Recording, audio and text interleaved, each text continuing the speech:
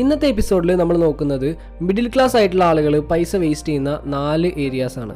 ഞാനിത് ഓരോന്ന് പറയുമ്പോഴും നിങ്ങൾക്കത് സമ്മതിച്ച് തരാനായിട്ട് കുറച്ച് ബുദ്ധിമുട്ടുണ്ടാവും, അല്ലെങ്കിൽ കുറേ ജസ്റ്റിഫിക്കേഷൻസ് ഓർ ന്യായീകരണങ്ങളൊക്കെ നിങ്ങളുടെ മൈൻഡിലേക്ക് വരും. But what ever, this is the truth, this is the reality. Number 1 is wedding. കല്യാണത്തിന് നമ്മൾ ഓവറായിട്ട് പൈസ ചിലവാക്കാറുണ്ട് എന്ന് നിങ്ങൾ എപ്പോഴെങ്കിലും ചിന്തിച്ചിട്ടുണ്ടോ? എനിക്ക് ഉറപ്പാണ് കുറച്ച് ആളുകളെങ്കിലും ചിന്തിച്ചിട്ടുണ്ടാവണം. ചില കല്യാണത്തിനൊക്കെ നമ്മൾ പോകുമ്പോൾ നമ്മൾ തന്നെ പറഞ്ഞു പോകും, ഇവർക്കൊക്കെ പൈസേൻ്റെ കഴപ്പാടാ എന്ന്. കാരണം അമ്മാതിരി കാട്ടിക്കൂട്ടിലാവും. ലക്ഷങ്ങൾ മുടക്കിയിട്ടാണ് ഓരോരുത്തർ കല്യാണം നടത്താറ്. ഇപ്പോൾ ഒരു പ്രീ വെഡ്ഡിങ് ഫോട്ടോഷൂട്ടിന് വരെ 30,000 to 1 lakh ഒക്കെയാണ് ചാർജ് ചെയ്യാറ്. പ്രീ വെഡ്ഡിംഗ് ആണ് പറഞ്ഞത് കേട്ടോ.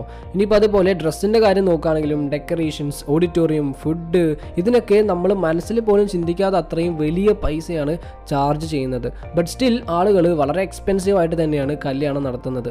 ഇതിൻ്റെ ഒരു മെയിൻ റീസൺ എന്ന് പറയുന്നത് നമ്മളുടെ സ്റ്റാറ്റസ് കാണിക്കാൻ വേണ്ടിയിട്ടാണ്. ഞാൻ റിച്ച് ആണ്, എൻ്റെ കയ്യിൽ കുറേ പൈസയൊക്കെ ഉണ്ട്, ഇതൊക്കെ എനിക്ക് ഈസി ആയിട്ട് അഫോർഡ് ചെയ്യാം എന്നൊക്കെ നാട്ടുകാരെ കാണിക്കാൻ വേണ്ടിയിട്ട് കൂടിയാണ് ഇതുപോലെ വലിയ വലിയ മാരേജ് ഫംഗ്ഷൻസ് നടത്തുന്നത്. പിന്നെ ഇതിൽ ഏറ്റവും വലിയ രസം എന്താണെന്ന് വെച്ചാൽ മിക്ക ആളുകളും ലോൺ എടുത്തിട്ടൊക്കെ ആയിരിക്കും ഈ കല്യാണം നടത്തുന്നത്. 2-3 ദിവസത്തെ ഫംഗ്ഷന് വേണ്ടിയിട്ട് 5-6 വർഷം ജോലി ചെയ്ത് കിട്ടുന്ന അത്ര പണമായിരിക്കും ചെലവാക്കുന്നത്. ഇത് ഒഴിവാക്കാനായിട്ട് നിങ്ങൾക്ക് എന്ത് ചെയ്യാമെന്ന് ചോദിച്ചാൽ മാക്സിമം കുറച്ച് ആളുകളെ മാത്രം വിളിക്കുക, അത്രയും ക്ലോസ് ആയിട്ടുള്ള ആളുകളെ മാത്രം വിളിച്ചിട്ട് ഒരു മാരേജ് ഫംഗ്ഷൻ നടത്തുക. ഓവറായിട്ട് പൈസ സ്പെൻഡ് ചെയ്യേണ്ട കാര്യമല്ല. നിങ്ങളിവിടെ വേസ്റ്റ് ചെയ്യുന്ന പൈസ ആക്ച്വലി സേവ് ചെയ്യുകയാണെങ്കിൽ അത് നിങ്ങളുടെ മാരേജ് ലൈഫിനെ തന്നെ വളരെ വാല്യുബിൾ ആയിട്ടുള്ള എന്തെങ്കിലും ഇൻവെസ്റ്റ് ചെയ്യാം. ഫോർ എക്സാമ്പിൾ ഒരു വീട് വാങ്ങിക്കാനായിട്ട് നിങ്ങൾക്ക് ആ പൈസ യൂസ് ചെയ്യാൻ പറ്റും. നമ്പർ 2, ബ്രാൻഡഡ് ഡ്രസ്സുകൾ മാത്രമേ ഇടുള്ളൂ എന്ന് വാശിയുള്ള കുറച്ച് ആളുകളുണ്ടാവും. അതായത് പോപ്പുലർ ബ്രാൻഡ്സിൻ്റെ ഡ്രസ്സിന് മാത്രമേ ക്വാളിറ്റി ഉണ്ടാവുള്ളൂ, എസ്പെഷ്യലി ഫോറിൻ മെയ്ഡ്, ബാക്കിയുള്ളതൊക്കെ ലോക്കലാണ് എന്നൊക്കെയുള്ളൊരു മെൻറ്റാലിറ്റി. ബട്ട് ശരിക്കും നമ്മൾ റിച്ച് ആണ്, എനിക്ക് ഈ ബ്രാൻഡഡ് ഡ്രസ്സസ് ഒക്കെ അഫോർഡ് ചെയ്യാൻ പറ്റും എന്ന് മറ്റുള്ളവരെ കാണിക്കാൻ വേണ്ടിയിട്ട് കൂടിയാണ് പലരും ഇങ്ങനെ ബ്രാൻഡഡ് ഡ്രസ്സ് തേടി പോകുന്നത്. ബട്ട് അത് ശരിയല്ല. വലിയ ബ്രാൻഡ് ഒന്നും അല്ലെങ്കിലും വലിയ പ്രൈസ് ഒന്നും ഇല്ലെങ്കിലും നല്ല ക്വാളിറ്റിയുള്ള ഡ്രസ്സുകൾ ഉണ്ട്, അതും ഇന്ത്യയിൽ തന്നെ ഉണ്ടാക്കുന്ന ഡ്രസ്സസ്. സോ അതൊക്കെ വാങ്ങിക്കാൻ നോക്കുക. പിന്നെ ഇത് ഡ്രസ്സുകളുടെ കാര്യം മാത്രമല്ല, മറ്റുള്ള ആക്സസറീസ് ലൈക്ക് വാച്ച് ആയിക്കോട്ടെ, ഷൂസ്, ചപ്പൽസ്, ഇതിനൊക്കെ ഇത് ബാധകമാണ്. ബട്ട് ഞാൻ പറയുന്നത് ബ്രാൻഡഡ് ക്ലോത്ത്സ് വാങ്ങുകയും ചെയ്യരുത്, അതൊട്ടും ക്വാളിറ്റി ഇല്ല എന്നൊന്നുമല്ല. ബട്ട് അത് മാത്രമാണ് നല്ലത് എന്ന് ചിന്തിക്കരുത്. That's all. അപ്പോൾ ഇതുപോലെ ഫൈനാൻഷ്യൽ നോളജ് ഉണ്ടാവാനായിട്ട് നിങ്ങൾക്ക് ചെയ്യാവുന്ന വൺ ഓഫ് ദ ബെസ്റ്റ് ആയിട്ടുള്ള കാര്യമാണ് ഫൈനാൻഷ്യൽ ബുക്സ് വായിക്കുക എന്ന് പറയുന്നത്. Like the psychology of money, think and grow rich, rich dad poor dad etcetera. ഇനി ഈ ബുക്സ് വായിക്കാനായിട്ട് ടൈം ഇല്ലെങ്കിൽ ഡോണ്ട് വറി, ഇതിൻ്റെ എല്ലാം ഓഡിയോ ബുക്സ് കുക്കു FM-ൽ അവൈലബിൾ ആണ്. ആൻഡ് കുക്കു FM-ൽ ഇപ്പോൾ പുതിയൊരു ഫീച്ചർ വന്നിട്ടുണ്ട്, കുക്കു FM ബൈറ്റ്സ്. ഇതിൽ അറൗണ്ട് ഒരു 15 മിനിറ്റ്സ് കൊണ്ട് ഒരു ബുക്കിലെ മെയിൻ ആയിട്ടുള്ള കാര്യങ്ങളൊക്കെ നിങ്ങൾക്ക് സമ്മറി ആയിട്ട് കേൾക്കാം. ഓഡിയോ ബുക്സ് കേൾക്കാനായിട്ട് ഒരുപാട് സമയം ഇല്ലാത്തവർക്ക് ഈ ഒരു ഫീച്ചർ വളരെ യൂസ്ഫുൾ ആയിരിക്കും. സോ കുക്കു FM ഡൗൺലോഡ് ചെയ്യാനുള്ള ലിങ്ക് ഞാൻ ഡിസ്ക്രിപ്ഷനിലും അതേപോലെ പിൻട്ട് കമൻറ്റിലും കൊടുക്കാം. ആനുവൽ സബ്സ്ക്രിപ്ഷനിൽ 50% ഡിസ്കൗണ്ട് കിട്ടാനായിട്ട് MEF50 എന്ന കൂപ്പൺ കോഡ് യൂസ് ചെയ്യുക. Back to our video. Number 3, education.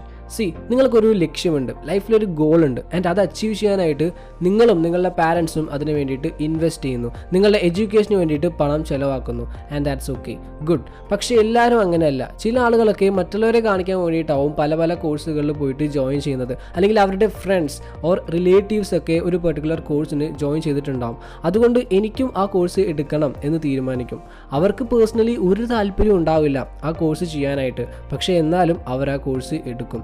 അതിന് വേണ്ടിയിട്ട് ഒരുപാട് പൈസ സ്പെൻഡ് ചെയ്യുകയും ചെയ്യും. അങ്ങനെയാണെന്നുണ്ടെങ്കിൽ then you are actually wasting your money. കുറേ ആളുകൾ എഡ്യൂക്കേഷൻ ലോണൊക്കെ എടുത്തിട്ടാണ് ഇങ്ങനെ പഠിക്കാൻ പോകാറ്.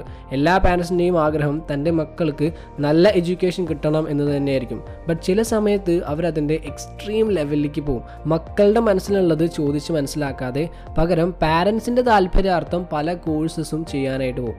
ലക്ഷങ്ങളും ആൻഡ് ചിലർ കോടികളൊക്കെയാണ് ഇതിന് വേണ്ടിയിട്ട് സ്പെൻഡ് ചെയ്യാറ്. അതേപോലെ ചില മെയിൻ എക്സാംസ് ഒക്കെ ഉണ്ടാവുമല്ലോ, like UPSC, NEET, JEE etcetera. ഇതിനൊക്കെ മിക്ക സ്റ്റുഡൻസും 1 വർഷവും 2 വർഷവും ഒക്കെ കോച്ചിങ് സെൻറ്ററുകളിൽ പോയിട്ടാണ് പ്രിപ്പയർ ചെയ്യാറ്. ആൻഡ് മെജോറിറ്റി സെൻറ്ററുകളിലും വലിയ വലിയ എമൗണ്ട് ആണ് ഫീ ആയിട്ട് ചോദിക്കുന്നത്. ഇനി കോളേജസ് നോക്കുകയാണെങ്കിലും അവിടെയും ഫീസ് എന്ന് പറയുന്നത് ലക്ഷങ്ങളാണ്. പക്ഷേ ഇങ്ങനെ പഠിച്ചിറങ്ങിയിട്ട് അവർക്ക് നല്ലൊരു ജോലി കിട്ടുന്നുണ്ടോ? ഇല്ല. സോ നിങ്ങൾ ഏറ്റവും കൂടുതൽ ഫീസ് ഉള്ള കോളേജസ് നോക്കി അഡ്മിഷൻ എടുക്കാതെ കുറച്ച് അഫോർഡബിൾ ആയിട്ടുള്ള കോളേജസ് നോക്കുക. ആൻഡ് ദെൻ പഠിച്ചുകൊണ്ടിരിക്കുമ്പോൾ തന്നെ നിങ്ങളുടെ സ്കിൽസും ഇമ്പ്രൂവ് ചെയ്ത് കൊണ്ടുവരുന്നതിൽ ഫോക്കസ് ചെയ്യുക. അപ്പോൾ നിങ്ങൾക്ക് നല്ലൊരു കരിയറിൽ ലാൻഡ് ചെയ്യാനായിട്ട് പറ്റും. അല്ലാതെ വലിയ കോളേജിൽ പഠിച്ചു എന്ന് വെച്ചിട്ട് വലിയ ജോലി കിട്ടണം എന്നില്ല. Number 4, car. യെസ്, ഒരു കാർ വാങ്ങുക എന്ന് പറയുന്നത് എല്ലാവരുടെയും ഒരു വലിയ ആഗ്രഹം തന്നെയാണ്, അല്ലേ? This is my dream car എന്നാണ് പറയാറ്. ആൻഡ് അതൊരു നല്ല കാര്യം തന്നെയാണ്. പക്ഷേ ഭൂരിഭാഗം ആളുകൾക്കും അവർക്ക് ശരിക്കും ഒരു കാർ അഫോർഡ് ചെയ്യാൻ കഴിയാത്ത സിറ്റുവേഷനിലാണെങ്കിലും അവർ കാർ വാങ്ങിക്കും. ആൻഡ് അതിൽ തന്നെ മെജോറിറ്റി ആളുകളും ലോൺ എടുത്തിട്ട് തന്നെയാണ് കാർ വാങ്ങിക്കുന്നത്. നോർമലി മിഡിൽ ക്ലാസ് ആളുകൾ ഒരു 6 lakh to 10 lakh അതിൻ്റെ ഉള്ളിലുള്ള ഒരു കാറാണ് എയിം ചെയ്യാറ്. അതായിരിക്കും ബഡ്ജറ്റ്.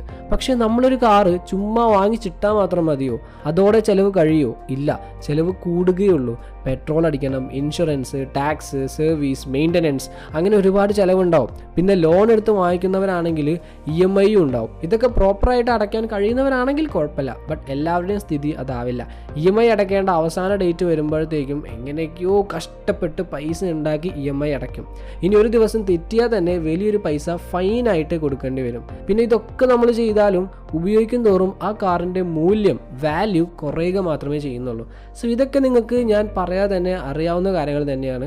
സോ ഈ പ്രോബ്ലംസ് ഒക്കെ ഒഴിവാക്കാനായിട്ട് നിങ്ങൾക്ക് മാക്സിമം പബ്ലിക് ട്രാൻസ്പോർട്ട് യൂസ് ചെയ്യാം. അങ്ങനെ ഒരുപാട് പൈസ നിങ്ങൾക്ക് സേവ് ചെയ്യാനായിട്ട് പറ്റും. ഇനി അതല്ല, കാറ് വാങ്ങിക്കണം എന്ന് നിർബന്ധമാണെങ്കിൽ നിങ്ങൾ ശ്രദ്ധിക്കേണ്ട കുറച്ച് കാര്യങ്ങളുണ്ട്. നിങ്ങൾക്ക് അഫോർഡ് ചെയ്യാൻ പറ്റും എന്ന് ഉറപ്പുണ്ടെങ്കിൽ മാത്രം കാറ് വാങ്ങിക്കാം, അല്ലെങ്കിൽ അതൊരു ബാധ്യതയായിട്ട് മാറും. ഇനി അതല്ലെങ്കിൽ പുതിയ കാർ വാങ്ങിക്കുന്നതിന് പകരം യൂസ്ഡ് കാർസ് നോക്കാം. അധികം പഴക്കമില്ലാത്ത വണ്ടികൾ നിങ്ങൾക്ക് വളരെ അഫോർഡബിൾ ആയിട്ടുള്ള പ്രൈസിന് കിട്ടും. ഒരുപാട് പൈസ അതിൽ കട്ടായിട്ട് കിട്ടും. സോ യൂസ്ഡ് കാർസ് നോക്കുന്നതും നല്ലൊരു ഓപ്ഷൻ തന്നെയാണ്. സോ ഈ 4 കാര്യങ്ങളിലാണ് മെയിൻലി മിഡിൽ ക്ലാസ് ആയിട്ടുള്ള ആളുകൾ പൈസ വേസ്റ്റ് ചെയ്യുന്നത്: wedding, brands, education and car. ഇനി നിങ്ങൾക്ക് എന്തെങ്കിലും കാര്യം ആഡ് ചെയ്യണം എന്ന് തോന്നിയിട്ടുണ്ടെങ്കിൽ ദെൻ അത് കമൻറ്റ് ചെയ്യാം. ഓക്കെ, അപ്പോൾ ഇന്നത്തെ എപ്പിസോഡ് ഇവിടെ വൈൻഡപ്പ് ചെയ്യാണ്. യൂസ്ഫുൾ ആയിട്ടുണ്ടെങ്കിൽ ഒന്ന് ലൈക്ക് ചെയ്യുക and follow for more. Have A great day.